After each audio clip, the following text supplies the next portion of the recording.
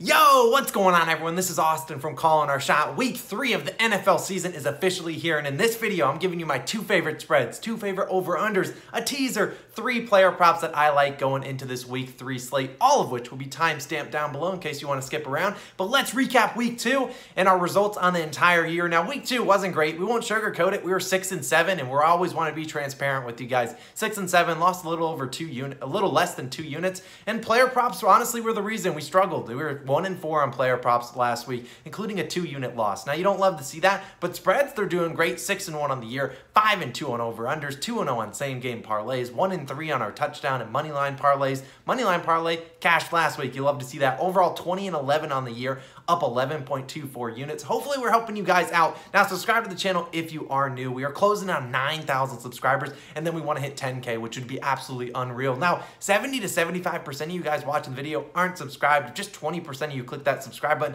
We will hit 10K before you know it. COS is going to the moon, so hop on board on the rocket ship. We're going to get there. Now, last note before we get into these picks, couple videos for you guys to look out for. Weekly podcast, if you're not watching it, it's posted every Wednesday morning at 10 a.m. Eastern time. We appreciate all the love you guys have been showing it, but we have a lot of fun creating it and recording it, so definitely go check it out, and we'll be linked down below in the comments. Logan's college football video will be live Friday morning, so make sure you go check out that. And then as well, for, Saturday morning, we'll be posting my money line, same game parlay, and touchdown parlay on Week 3 slate. I like to wait because we don't have a lot of touchdown lines when I'm recording this late on Wednesday night. Now, let's get into these plays. Let's get this show rolling. We're going to start off with 2 spreads. Where am I starting? 49ers, -3. Well, -115 on DraftKings versus the Green Bay Packers. Now, I know this might not be a popular one. People are already typing up their comments. Oh, the Packers looked great in Week 2. Yeah, congrats. Congrats, you played the Detroit Lions, and you were losing at halftime. Now, I'm not ready to crown this Packers Super Bowl champs, and maybe they make me put on my clown nose next week, but I'm taking this 49ers. I'm taking them -3. I know a lot of people come in Sunday night football game. They might have lost some money, which if you're tailing these picks, hopefully we don't lose some money. But as I always preach, do your research, make sure you're confident with what you're placing, and always bankroll manage. That's key. But the Packers, sure, they looked good in Week 2, but that was against the Detroit Lions, and like I said, they were losing at halftime before the Lions turned into the Lions and didn't score the rest of the half, or the second half of the game, losing by 18 points. Now, I'm not ready to crown these Packers that team that we've seen over the past couple years, which this 49ers team has dominated, as they dominated them a couple years back in the playoffs. Now, the 49ers sitting at 2-0. I know you can look at the facts. In Week 1, they beat the very Detroit Lions that I'm already clowning right now, and it was only by 8 points. Now I get it, that final score was much closer than the game really was, although the Lions had a chance towards the end. But last week, you saw the 49ers grind it out with a big victory in Philadelphia, winning against the Eagles 17-11. That's a game that the good teams, they win in a hostile environment. And the offense, sure, it didn't look that bad, or didn't look that great, but didn't look terrible. They lost basically all of their running backs, so we'll see how they do. But their defense held it down. I think that will be the difference maker in Sunday Night Football against this Packers team. Talk about the Packers, their defense, not inspiring, not very good. They give up 17 first half points to the Lions, and they struggled to guard TJ Hawkinson. Look at another tight end on the San Francisco 49ers. If you have him in fantasy football, George Kittle off the really not a great start. It's really been Deebo Samuel carrying that offense in terms of receiving yards, but I think George Kittle due for a big week this week, so get him in your lineups in fantasy football.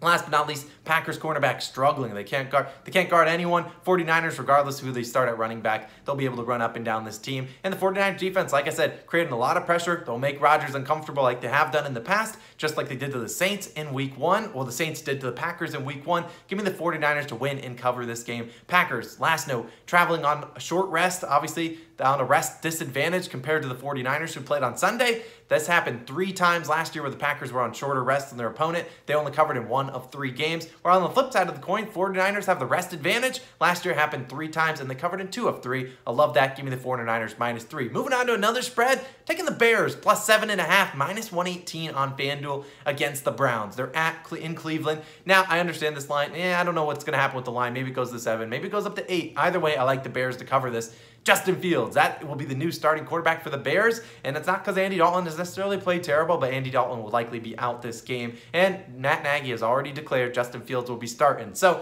I'm curious to see what this team looks like with him under center. Now, I'm not the big Justin Fields believer. Like, you might think, oh, he's picking the Bears because he's Justin Fields' time. I understand that, but I was kind of hard on him in the preseason. I said, you know, he was doing all his work against third, fourth string guys, but now he gets his opportunity to steal this starting job for the Chicago Bears. It's exactly what all the Bears fans will be hoping for. Now, if you watch the podcast, you know how much I love the Bears this week. Browns, they looked good in week 1, kind of hanging around with the Chiefs, which after the Chiefs week 2 victory, week 2 loss against the Ravens, not necessarily looking that great. And then in week 2, they won only by 10 points against the Houston Texans, and that game was tied at halftime, and then Tyrod Taylor was obviously out the second half, and you saw how that went. Davis Mills struggled. Now, I understand week 1, Sunday Night Football, they left everywhere. I really love this Bears defense, and I understand they left everyone wide open on Sunday Night Football, but you have to remember, this is the Bears secondary, brought in a lot of new faces, and they had the gel, kind of learn each other's playing tendencies, and they had some defensive miscues, and that happened especially against a good Rams offense. Week 2, they dominated Joe Burrow, forced him into 3 interceptions, and really they only scored 3 points for the majority of the game before they scored 2 late touchdowns with less than 4 minutes left. I love this defense. I think they really have a good chance to get to the Browns, who are missing a lot of their wide receivers. Jarvis Landry obviously out. Still don't know if Odell Beckham Jr. will be playing this game. He looked better. I think he's a full go in practice now, but who knows if they want to rush him out there. You look at it. Sure, the Browns were able to manhandle the Texans' poor rushing defense. Obviously, the Browns love to run the ball, but the Bears have given up the 5th fewest rushing yards so far this season, and this could be a relatively low-scoring game. I think the Bears losing by less than, I'm gotten that 7.5 minus 118. All I got to do is lose by a touchdown or less. I don't think that's too crazy. Heck, I even think the Bears have a decent shot at pulling this one out. Certainly would be the start to the Bears' NFL career of Justin Fields that all Bears fans are looking for, but a combination of a good Bears defense, not a great Browns defense, and Justin Fields starting, as well as the Browns missing a lot of their wide receivers, relying a lot more on their tight ends. Give me the Bears to keep this one close and potentially pull off the upset. Moving on to some over-unders picks. My first one, Saints-Patriots. I'm taking the under 42.5 points, minus 105 on BetMGM. Now, I don't trust the offenses on either of these sides of the coin. Now, you look at the Patriots, they force Zach Wilson of my New York Jets into 4 interceptions, but they still only scored 25 points. A lot of good positive field advantage. Still couldn't score that many points. 25 is not a lot when you force 4 turnovers. Then Mac Jones, he likes to lead long, methodical, dink and dunking types of drives, and both teams are run first. You got the Saints that love to run the ball, though they struggled to run the ball last week against Carolina, but you obviously have Damian Harris for the New England Patriots, and they like to run the ball, and you got Mac Jones not throwing it overly too deep. Now, the Patriots obviously have a good defense, only giving up 23 points in their 2 matchups so far, cumulative. Saints, on the other hand, only giving up 29 points. Obviously shut down the Packers, who we already talked about earlier on in this video. Now, both teams, great rushing defenses, which I think will force teams into 2nd and longs, and that normally leads to some punts, as I can talk about, as the New York Jets always go into 2nd and long and are always punting. But that's not what we're here. Overall, I like this game to stay under. Jameis hasn't inspired a lot of people. I think he's going to be better than he was in week 2, because he can't really play much worse, although he could play like Zach Wilson did in week 2. Either way, Mac Jones completing 73% of his passes, but only 1 touchdown pass on the year. Could see this final score as like a 20-17 type game. And so I'll take the under. If both teams want to go into scoring frenzy, so be it, but I'll take the under in this one. Moving on to a scoring frenzy that I like. Taking a team total, Cardinals, over 30.5 points, minus 106 on FanDuel. I know, I'm 0-2 on team total over so far, but we're cashing it. We tried to cash last week at the Jaguars. We tried to pick on them, pick the Broncos team total over.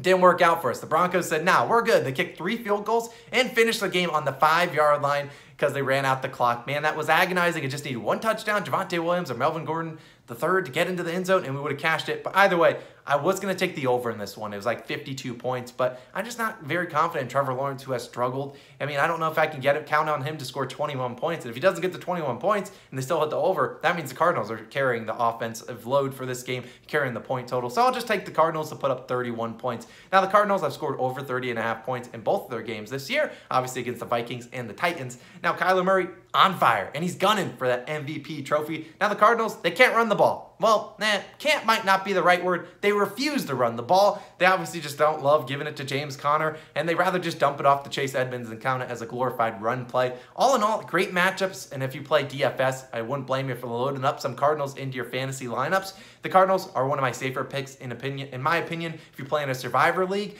I like the Cardinals to get us maybe 4 touchdowns and a field goal. That would be 31 points, maybe even 5 touchdowns if we're lucky. I'm locking it in. Moving on to a teaser. We cashed this teaser last week. We're riding it back. We're taking the Cardinals. You already know I love them. Minus 2.5. We're taking a 5-point teaser. So if you don't know what a teaser is, you basically are just alt spreading some lines. Now, Cardinals minus 2.5. I do think they get the win against the Jaguars. Jaguars have not inspired a lot of confidence. Now, their defense, Cardinals defense, not very good, but Trevor Lawrence hasn't looked overly too good. And I'll be taking them. Cardinals should be able to get this win, -2.5. Although they are on the road, I think they can get it done. Now, I like them, obviously. Now you got the Titans, -0.5. Now, the Titans line with the Colts is +5.5. Well, 5.5, that's the line. And while I do like the Colts to overall cover that 5.5 line, and maybe I'll make that an official play later on, I do think the Titans win this game. They obviously got into a groove last week, scoring 33 points against a good Seahawks team and winning in overtime. I do like them. I think they have a good chance. And they got Julio Jones going. Now they got to get A.J. Brown going this week against the Indianapolis Colts, who might be without Carson Wentz, who has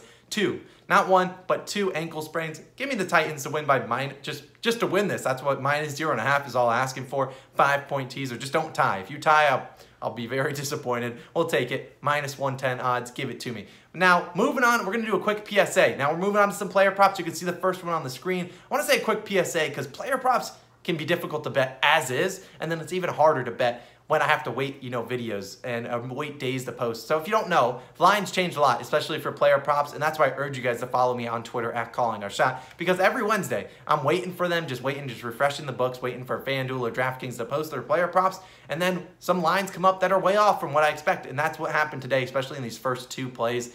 But I still think they might be available, maybe a couple yards off, but my apologies in advance. I tried. That's why I say follow me on @CallingOurShot on Twitter. I always post the best lines whenever they come available because these lines change. Player props are always going off. And, you got to find your edge the best way you can. So moving on to the first one, you see it on the screen. Justin Herbert, over 286.5 passing yards, -115 on FanDuel. So I still like this line into the 300s, and I think that might be where it ends up when it's all said and done. This line started at 280.5, moved quickly up to 286.5. That's where I locked it in. And at the time of recording this video, that's around where it sits. Now, I tweeted this out when it was at 286.5, but truthfully, I think this hits well into the 300s. Herbert has been as consistent as they come. In week 1, 337 passing yards. Week 2, he outdid himself. 338, beating himself by 1 yard. So maybe we're due for 339 passing yards this week. All joking aside, the matchup is the reason we're here. The Chiefs' defense has been brutal. It's Tyrann Mathieu, who didn't play in week 1, and Chris Jones. Yep, that's the defense. Rinse, that's all they got. They gave up 36 points to Lamar Jackson, giving up 239 passing yards, which is a lot for Lamar Jackson, and over 250 rushing yards. Week 1, they gave up 321 passing yards to Baker Mayfield and another 153 on the ground. Yeah, that's not going to inspire a lot of confidence, and I really like this Chargers team that, they don't run the ball all too well. Like, they have, obviously, Larry Roundtree and obviously Austin Eckler, but they're more of a pass-happy team, and I think that's what they will do this week. I mean, you think the Browns and Ravens are about as run-heavy as it gets. There's probably not another team in the league, maybe the 49ers. Those are the top 3 teams in the NFL that run the ball a ton. And the Chargers, no matter how much they run the ball, they will not run it more than those 2 teams. Obviously, there's a great passing matchup. Looking at Herbert, he's played the Chiefs twice. I believe first game of his NFL career, and then the last game of his rookie season. And he went over this. He eclipsed 300 yards in both games, 311 and 302 passing yards to be exact. The game script should be in his favor. Chiefs are a pass-happy team with Patrick Mahomes. You saw that against the Ravens. They love to throw the ball. Don't have a lot of confidence in Clyde Edwards-Helaire, who I do think goes over his rushing yards prop this week because Chargers are not too well. So I'm making this a 1.5 unit play. Love this line all the way up to 300. Now, if I don't ever say 1.5 units, you can just assume it's a 1 unit play. But moving on to another 1.5 unit play, Cooper Kupp over 73.5 receiving yards, -114 on FanDuel. My boy Monotone Football beat me to the punch on this one on Twitter. If you aren't following him, definitely go follow him. I retweeted his play, and I told you guys I was all in. Now, Cooper Kupp, you look at him, he's been great through 2 games so far with Matthew Stafford at 108 yards in week 1, 163 yards in week 2. Spoiler alert, he'll be in the touchdown parlay video on Saturday. Now, Tampa, best rushing defense in the NFL, but the Rams have a banged-up running back, so I think they're going to lean on Matthew Stafford and his arm in week 3. Now, you look at Cowboys in week 1, they just abandoned the run. They said, heck no, we ain't running the ball against you. You saw CeeDee Lamb and Amari Cooper both go over this line. Matt Ryan and the Falcons had some success moving the ball last week against this Buccaneers defense. And you look at the Rams, they're at home. Buccaneers defense has not impressed so far this season. It wouldn't surprise me to see Tom Brady carve up this Rams defense as well, forcing the Rams to come back. The over-under set at 55 points, so Vegas is expecting a high-scoring game, and it's not going to be high-scoring without Cooper Kupp playing a big role. Give me his over 73.5 yards. If it's moved up to like 79.5, don't mind taking it there. I'd take it all the way up to 84.5 yards. Kupp due for another big game this weekend. And like I said, the last time these 2 teams played, he had 11 catches, 145 yards. That was last season. I think he's due for another big game, maybe even gets into the end zone as well. Moving on to my final player prop, and it's probably one that I didn't tweet out. Probably one that you guys can find. Saquon Barkley over 85.5 rushing plus receiving yards, -115 on DraftKings. Now, understand the pause on this bet. I do. Now, this is a somewhat high number for a guy that has, he's coming off that ACL tear and hasn't looked overly too great. In week 1, he saw 11 touches, just 27 yards against a tough Broncos defense. Week 2, 15 touches. You saw touches go up 69 yards against the underperforming, but still very good Washington football team defense on a short week of rest, only a couple days off. Now, he gets a great matchup against the Atlanta Falcons. If Saquon had never gotten hurt, this line would be well over 100 yards. It would be like the Christian McCaffrey, 134.5 yards. But sadly, the injury plays a role here. But however, Saquon's last game was on Thursday. He's had a full week and a half to recover. And that was coming off 2 games played in 5 days. Now he gets a full week and a half to rest and recover. And plus, he's been hanging out at Penn State, playing some beer pong and who knows what, eating some chicken tenders. He's been on an absolute mission off the field, and I love him to have a mission on the field this weekend. Falcons, easiest defense that the Giants have faced so far, and it's not even close. You look at the Falcons, they give up 79 rushing yards and 17 carries to Ronald Jones and Leonard Fournette, as well as another 5 receptions for 33 yards. That's not including Giovanni Bernard's statistics. Now, the previous week, they got roasted, 15 carries for 74 yards rushing to Miles Sanders, who chipped in another 4 receptions for 39 receiving yards. Not to mention Kenneth Gainwell, I believe that's how you pronounce his name, and 9 carries for 37 yards for the Eagles off the bench. All these things considered, they don't have the talent as Saquon does. I understand the injury concerns and offensive line concerns, but the Giants will make this thing work, and I think they will feed Saquon this week. I think he's accustomed. He's going to take advantage of weak defenses. I have a feeling this might be his return to form, and this might be the lowest we ever see this line for the rest of the year. He needs to make people confident in starting him in their fantasy football leagues and taking his over. I don't mind if you don't feel like taking it. Pass up on it. I'm all in on Saquon this week. Lastly, he has that big playability to make this a no-sweat bet. This could be over before you know. He could take one 90 yards to the house, and that's all she wrote. Although he could go backwards on some rushing yards. We've seen that happen, but I think Saquon's got a good chance over 85.5 rushing plus receiving yards. Give it to me. Great matchup against that Falcons defense, which is, as we might say, not very good. Now, that'll do it for this video. Now, I will have my money line parlay, touchdown parlay, favorite same game parlay, and even maybe some more spreads and player props, since we had kind of a limited slate for player props to choose from this week. That'll be posted Saturday morning, so make sure you check it out. And if you're watching this after Saturday morning, lucky for you, I've put it up on the screen for you to click on. Now, go check out the other videos. Go check out Logan's college football best bets video. Go check out the podcast. We've got a lot of fun content coming your way. We appreciate all the love and support you guys have been showing. Let's get to 10K subscribers this weekend. I believe in you. Let's go make some money this weekend. Peace out.